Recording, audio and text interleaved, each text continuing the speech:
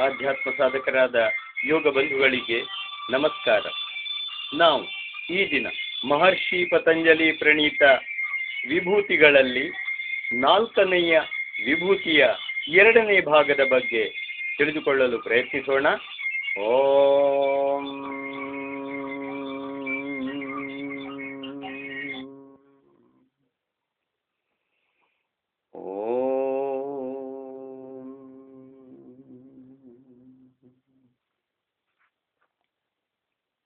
ವಿಭೂತಿ 4 ಭಾಗ 2.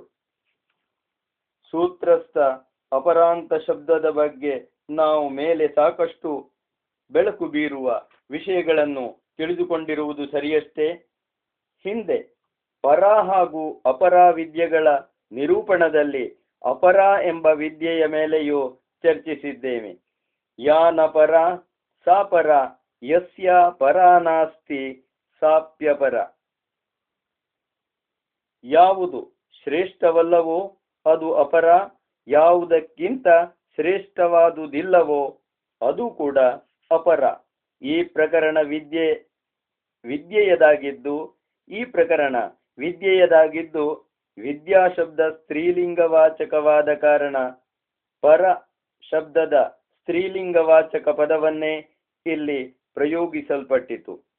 ಪರಹ, ಪರಾ, ಪರಂ ಎಂದು 3 ಲಿಂಗಗಳಲ್ಲಿಯೂ ಪರ ಎಂಬ ಗುಣವಾಚಕ ಪದವನ್ನು ಬಳಸಬಹುದಾಗಿದೆ. ಈ ಸೂತ್ರದ ಅಪರಾಂತ ಜ್ಞಾನ ಸೂಚಿಸುವುದೇನನ್ನು? ಯಸ್ಯಾಂತೋ ಪರಃ ತದಪರಾಂತಂ. ಯಸ್ಯಾಂತೋ ಪರಃ ತದಪರಾಂತಂ. ಯಾವುದರ ಕೊನೆ ಉತ್ತಮವಲ್ಲವೋ ಅಂತಹ ಕೊನೆ ಯಾವುದಕ್ಕಿದೆಯೋ ಅದು ಅಪರಾಂತ. ಈ ವಿಧದ ವಿಶ್ಲೇಷಣೆಗಳಲ್ಲಿ ಯಾವುದು ಈ ಪ್ರಕರಣದಲ್ಲಿ ಎಲ್ಲಕ್ಕಿಂತ ಗ್ರಾಹ್ಯ? ಕಹಿಫಲ ಕೊಡುವಂತಹದು ಅಪರಾಂತ, ಸರ್ವೋತ್ತಮ ಫಲಪ್ರದವಾದುದು ಅಪರಾಂತ. ಕಹಿಫಲ ಕುಕರ್ಮದ ಪರಿಣಾಮ, ಸಿಹಿಫಲ ಸುಕರ್ಮದ ಪರಿಣಾಮ. ಆದ ಕಾರಣ ಪತಂಜಲಿ ಅಪರಾಂತ ಎಂಬ ಒಂದೇ ಶಬ್ದದಿಂದ ದುಷ್ಕರ್ಮ ಸತ್ಕರ್ಮಗಳನ್ನು ಸೂಚಿಸಿದ್ದಾರೆ. ಯೋಗಾಭ್ಯಾಸ ನಿರತನು ತನ್ನ ಪ್ರಕಾಶಮಯ ಪ್ರಜ್ಞಾಬಲದಿಂದ ದುಷ್ಕರ್ಮದ ಲಕ್ಷಣಗಳೇನು, ಸತ್ಕರ್ಮದ ಲಕ್ಷಣಗಳೇನು, ಬೇರೆಯ ಮಾತುಗಳಲ್ಲಿ ಪಾಪ ಪುಣ್ಯಗಳ ಸ್ವರೂಪಗಳನ್ನು ಸಂದೇಹಕ್ಕೆಡೆ ಇಲ್ಲದಂತೆ ಕಂಡುಕೊಳ್ಳುತ್ತಾನೆ.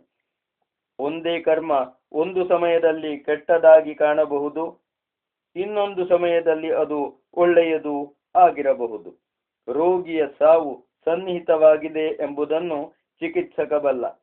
ಸತ್ಯ ಒಳ್ಳೆಯದು ಎಂಬುದನ್ನು ಬಲ್ಲನು. ಸತ್ಯಂ ಬೃಹದೃತ ಮುಗ್ರಂ ದೀಕ್ಷಾತಪೋ ಬ್ರಹ್ಮಯಜ್ಞ ಪೃಥಿವೀಂ ಧಾರಯಂತಿ. ಅಥರ್ವವೇದ 12:1-1.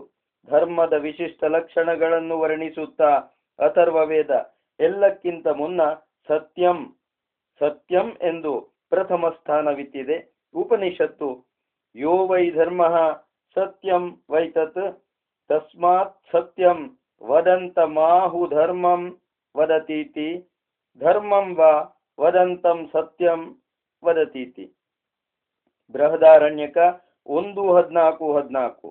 ಯಾವುದು ಧರ್ಮವೋ ಅದು ಸತ್ಯವೇ ಆದ ಕಾರಣ ಸತ್ಯವನ್ನು ಹೇಳುವವನನ್ನು ಕುರಿತು ಇವನು ಧರ್ಮವನ್ನು ಹೇಳುತ್ತಿದ್ದಾನೆ, ಹಾಗೆಯೇ ಧರ್ಮವಾಡುವವನನ್ನು ಕುರಿತು ಸತ್ಯ ಹೇಳುತ್ತಾನೆ ಎನ್ನುತ್ತಾರೆ ಎಂದು ಘೋಷಿಸುತ್ತಿದೆ.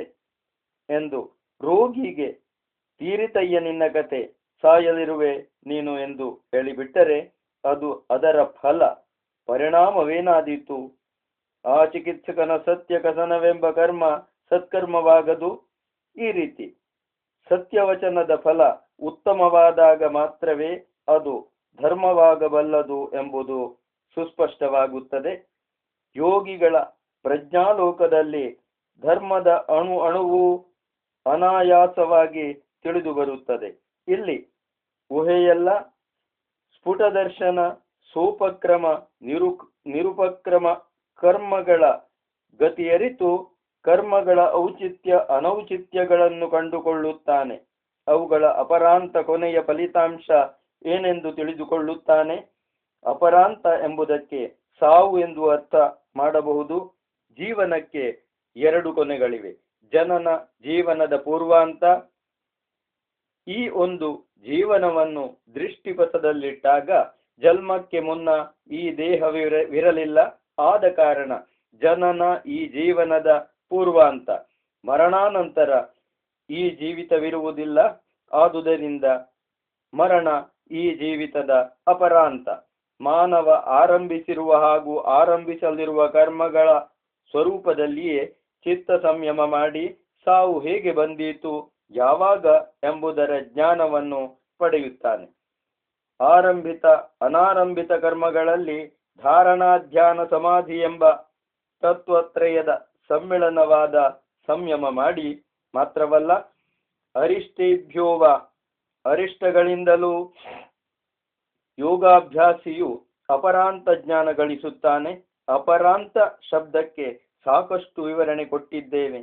ಮತ್ತೆ ಅದನ್ನೇ ವಿಸ್ತರಿಸುತ್ತಾ ಗ್ರಂಥಕ್ಕೆ ಬೃಹತ್ಕಾಯ ನೀಡುವ ಓದುಗರ ಸಹನೆಯನ್ನು ಪರೀಕ್ಷಿಸುವ ಅವಶ್ಯಕತೆ ಇಲ್ಲ. ಈಗ ಅರಿಷ್ಟದ ಬಗೆಗೆ ಸ್ವಲ್ಪ ಹೊರಳೋಣ. ರಿಷ್ ಧಾತುವಿಗೆ ಗಾಯಗೊಳಿಸು, ನೋಯಿಸು, ಕೊಲ್ಲು, ಧ್ವಂಸ ಮಾಡು ಎಂಬರ್ಥಗಳಿವೆ. ಇದರ ಭೂತಕೃದ್ವಾಚಿ ರಿಷ್ಟ ಶಬ್ದಕ್ಕೆ ಅ ಎಂಬ ಪೂರ್ವೋಪಸರ್ಗ ಸೇರಿಸಿ ಅರಿಷ್ಟ ಎಂಬ ಪದ ಗ್ರಾಹ್ಯವಾಗುತ್ತದೆ. ಹೀಗೆ ಅರಿಷ್ಟ ಶಬ್ದಕ್ಕೆ ಅನಾಹತ, ಅಹಿಂಸಿತ, ಅಹತ, ಅಧ್ವಸ್ತ ಎಂಬ ಅರ್ಥ ಹೊರಡುತ್ತದೆ. ರಿಷ್ಟಂ ಎಂಬುದನ್ನೇ ಸಂಜ್ಞಾ ಎಂದು ಗ್ರಹಿಸಿದಾಗ ಚೇಷ್ಟೆ, ಗಾಯ, ನೋವು, ದೌರ್ಭಾಗ್ಯ, ಆಘಾತ, ಧ್ವಂಸ, ನಷ್ಟ, ಪಾತಕ ಎಂಬ ಅರ್ಥಗಳಾಗುತ್ತವೆ. ಪ್ರತಿಷೇಧಾತ್ಮಕ ಆ ಪೂರ್ವೋಪಸರ್ಗ ಸೇರಿಸಿ ಅರಿಷ್ಟಂ ಎಂಬ ಪದವನ್ನು ಗ್ರಹಿಸಿದರೆ ಸುಕೃತ, ಆಘಾತರಹಿತ, ಸೌಭಾಗ್ಯ, ಸುರಕ್ಷಣ, ಲಾಭ, ಪುಣ್ಯ ಎಂಬರ್ಥಗಳು ಹೊರಡುತ್ತವೆ. ಈ ರೀತಿ ಅರಿಷ್ಟ ಶಬ್ದಕ್ಕೆ ಸಾರಭೂತವಾಗಿ ಅಹಿಂಸಿತ, ಅನಾಹತ, ಅಹತ, ಸೌಭಾಗ್ಯಯುಕ್ತ, ಅಬಾಧಿತ ಎಂಬರ್ಥಗಳನ್ನು ಗ್ರಹಿಸಬಹುದು. ಭೌತಿಕ, ವೈದಿಕ ಭಾಷೆಗಳೆರಡರಲ್ಲೂ ಒಂದು ಸಾಮರಸ್ಯಮಯ ರಹಸ್ಯವಿದೆ. ಒಂದೇ ಪದಕ್ಕೆ ಪರಸ್ಪರ ವಿರುದ್ಧವಾದ ಅರ್ಥಗಳು ಹಲವೆಡೆ ಕಂಡುಬರುತ್ತದೆ. ಉದಾಹರಣೆಗೆ ದಮ್ ಧಾತುವಿಗೆ ದಾನ, ಗತಿ, ರಕ್ಷಣೆ, ಹಿಂಸೆ, ಆದಾನ ಎಂಬ ಅರ್ಥಗಳಿವೆ. ರಾಮೋದಯತೆ ಎಂದಾಗ ರಾಮೋ ದದಾತಿ, ರಾಮೋ ಗಚ್ಚತಿ, ರಾಮೋ ರಕ್ಷತಿ, ರಾಮೋ ಹಿಂಸತಿ, ರಾಮೋ ಆದತ್ತೆ ಎಂದರೆ ರಾಮನು ದಯೆ ತೋರುತ್ತಾನೆ, ದಾನ ಮಾಡುತ್ತಾನೆ, ಹೋಗುತ್ತಾನೆ, ರಕ್ಷಿಸುತ್ತಾನೆ, ಹಿಂಸಿಸುತ್ತಾನೆ, ಅಂಗೀಕರಿಸುತ್ತಾನೆ ಎಂಬರ್ಥಗಳಾಗುತ್ತವೆ. ಯತ್ ಧಾತುವಿನ ಪ್ರೇರಣಾತ್ಮಕ ರೂಪ ಯಾತಯ. ಈ ಯಾತಯ ಧಾತುವಿಗೆ ಪ್ರೋತ್ಸಾಹಿಸು, ಶಾಂತಗೊಳಿಸು, ತಿರಸ್ಕರಿಸು, ಹಿಂಸಿಸು ಎಂಬ ಪರಸ್ಪರ ವಿರುದ್ಧಾರ್ಥಗಳಿವೆ. ಯು ಧಾತುವಿಗೆ ಒಂದುಗೂಡಿಸು, ಬೇರ್ಪಡಿಸು ಎಂದು, ದಿವ್ ಧಾತುವಿಗೆ ಶುಭ ಗುಣದಿಂದ ವಿರಾಜಿಸು, ಜೂಜಾಡು ಎಂದು ಪರಸ್ಪರ ವಿರುದ್ಧಾರ್ಥಗಳಿವೆ.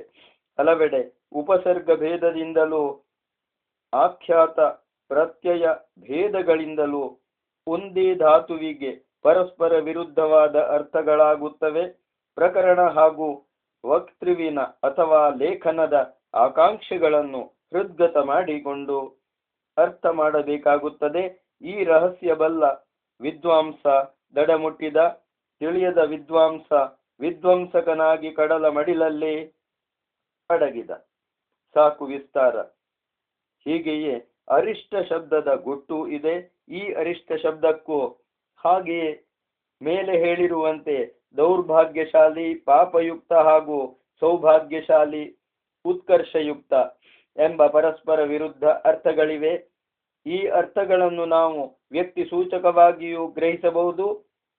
ಸಾಧ್ಯದ ಪ್ರಾಪ್ತಿ ಅಥವಾ ಅಪ್ರಾಪ್ತಿ ಸಾಧಕನ ವ್ಯಕ್ತಿತ್ವ ಅಥವಾ ಗುಣಗಳನ್ನು ಅವಲಂಬಿಸಿರುತ್ತದೆ.